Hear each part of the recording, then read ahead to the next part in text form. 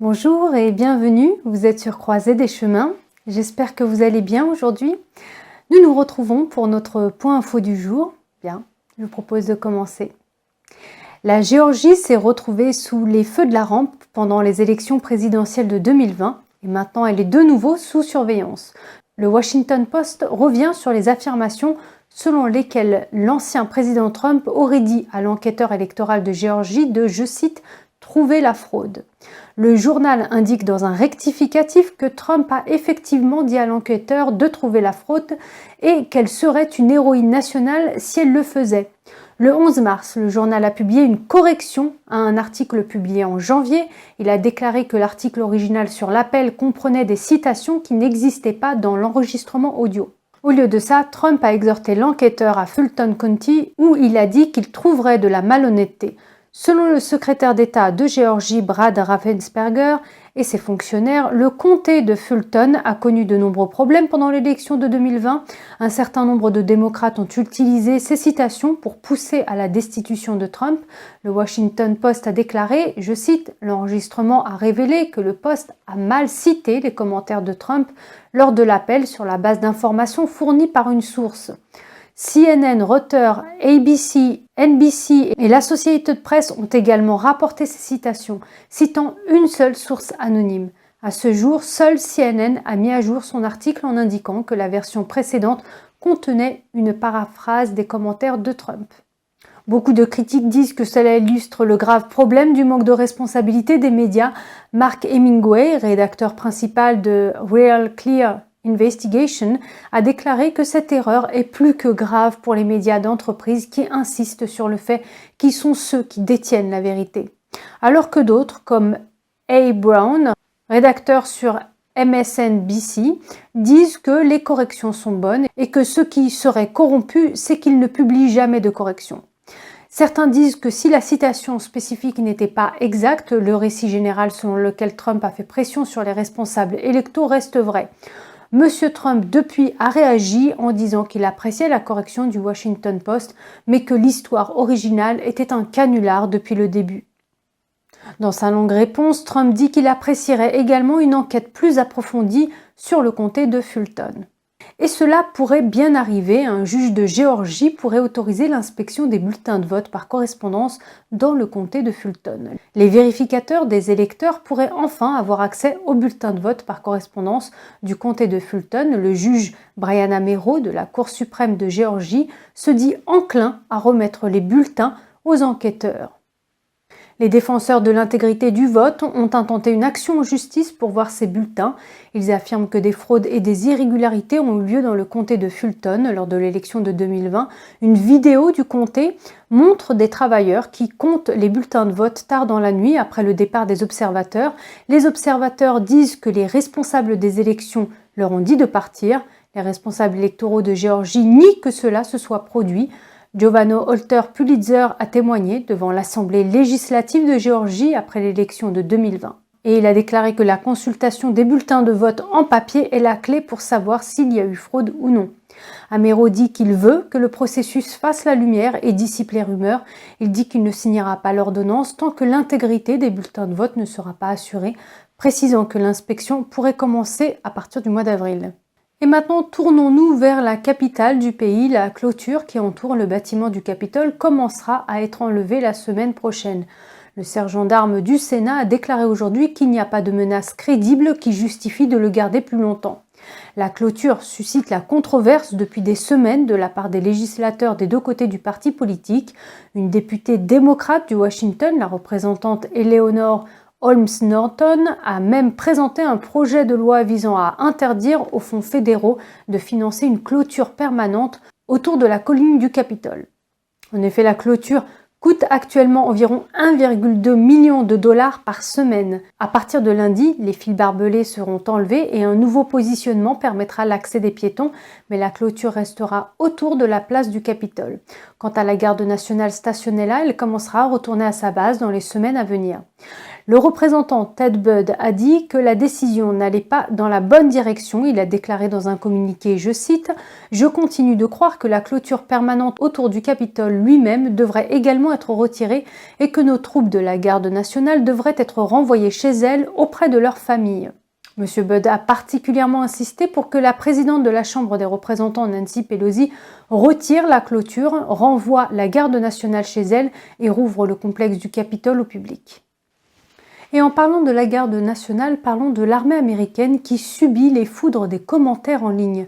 Le chef du Parti républicain à la Chambre des représentants, le député Kevin McCarthy, appelle à la fin de ce qu'il appelle la politisation de l'armée.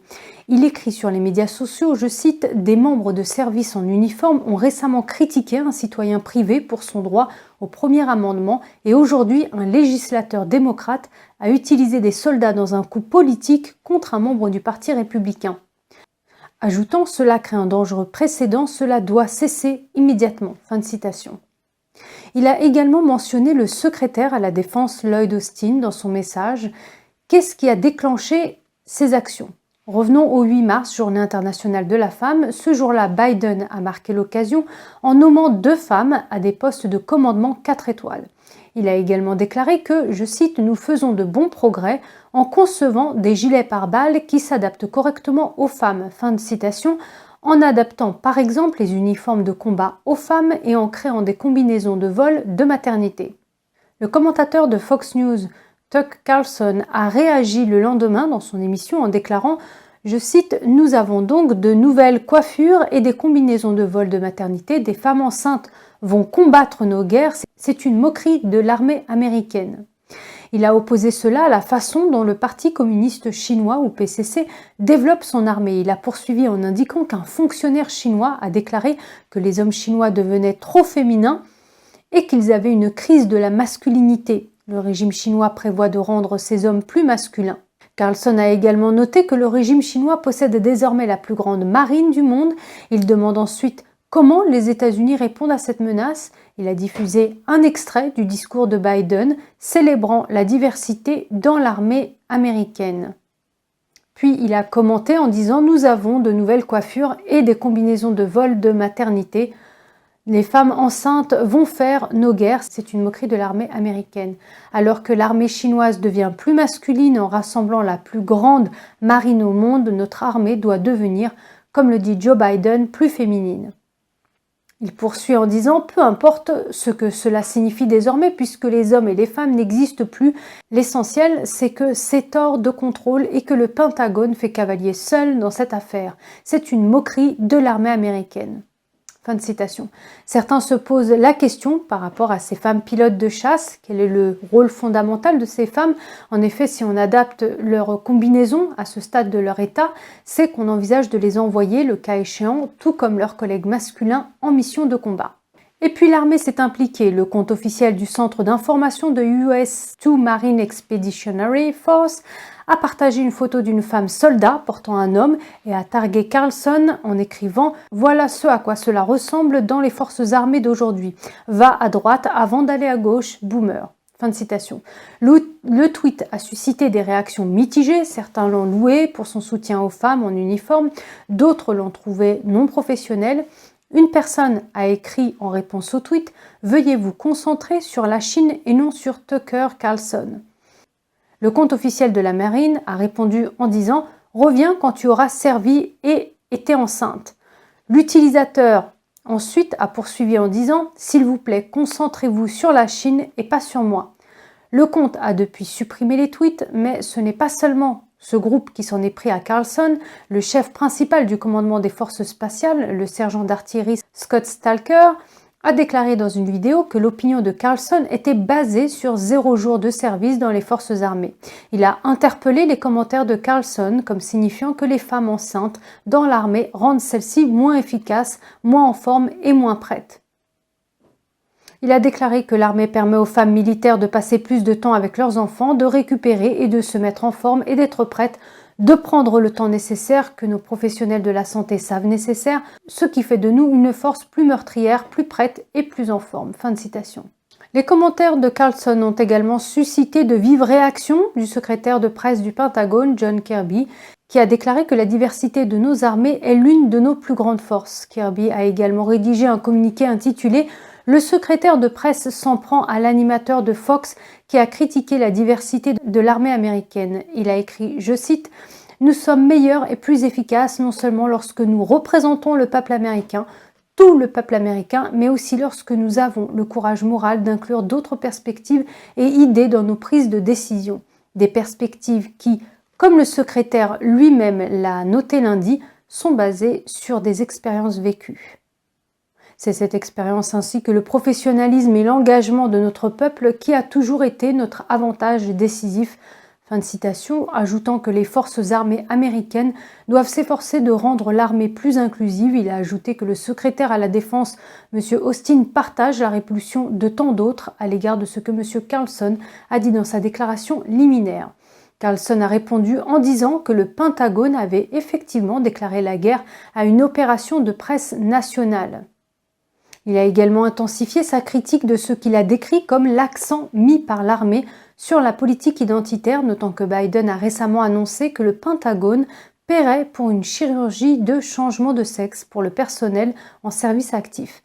Carlson a poursuivi en demandant en quoi les changements de sexe dans l'armée rendent-ils ce pays plus sûr? Ce n'est pas une question piège, ce n'est pas une autre volée dans la guerre culturelle, c'est la seule question qui compte, littéralement la seule question qui compte, mais personne n'a pris la peine de la poser. Probablement parce que personne ne se soucie de pourquoi l'armée américaine existe. Alors voici un rappel, l'armée américaine existe pour combattre et gagner des guerres. C'est son seul but. L'armée américaine n'est pas une ONG, ce n'est pas un véhicule pour atteindre l'équité, ce n'est pas une expérience sociale, ce n'est certainement pas une agence pour emploi. Personne n'a le droit divin de travailler dans l'armée, personne ne le fait, et cela nous inclut tous. Fin de citation. Il ajoute « Chaque Américain a le droit, voire le devoir de savoir ce que font les militaires qu'il paye, car nos vies peuvent en dépendre. » Le sénateur Ted Cruz est également intervenu disant qu'il demande une réunion avec le chef du corps des marines après que les marines se soient joints aux attaques. Il a écrit « Sous la direction de Biden, les militaires lancent des attaques politiques pour intimider M. Carlson et d'autres civils qui critiquent leurs décisions politiques », ajoutant « Les fonctionnaires en uniforme sont utilisés pour la campagne. J'ai exigé une réunion avec le commandement de l'USMC pour y mettre fin. » Cruz a poursuivi en notant la série de déclarations inhabituelles de la part des militaires, y compris le sergent Stalker du Space Force Command et la déclaration du porte-parole du département de la Défense, Kirby. Cruz a déclaré à Austin dans une lettre qu'il est profondément troublé par la situation, accusant le Pentagone de mobiliser des attaques systématiques et publiques contre Carlson. Cruz a ensuite déclaré que ce spectacle risque de politiser l'armée. Après plusieurs siècles d'efforts pour maintenir les responsables militaires en dehors des affaires intérieures et sape les relations civiles-militaires en menant l'armée à prendre parti dans une dispute culturelle litigieuse, avant d'ajouter qu'un tel comportement ressemble davantage à ce qui se passe dans un pays du tiers-monde plutôt qu'aux États-Unis. Depuis, l'USMC a présenté une série d'excuses en écrivant, je cite, « Nous sommes humains et nous avons fait une erreur ». Ce qui est censé être un tweet de soutien à nos femmes marines et à nos sœurs qui servent en uniforme n'était clairement pas conforme à nos pratiques standards ou à une représentation appropriée du corps des marines. Nous ferons mieux et servirons le peuple, ajoutant « Nos intentions ont été mal interprétées et nous nous efforçons d'aller de l'avant après cette erreur ». Ils poursuivent en disant « Nous nous sommes éloignés de notre but et nous en sommes conscients. Nos pratiques standards seront en vigueur et vous pouvez compter sur nous pour corriger nos erreurs à l'avenir. » Alors, pourquoi cette controverse? Il est interdit aux militaires de s'impliquer dans la politique lorsqu'ils portent l'uniforme, mais plusieurs membres ont critiqué M. Carlson alors qu'ils étaient en uniforme. De nombreuses personnes les ont alors critiqués, arguant qu'ils devaient rester en dehors des affaires politiques et culturelles. Voilà, Croisée des chemins, c'est fini pour aujourd'hui. Merci d'avoir été à l'écoute. Merci de votre présence.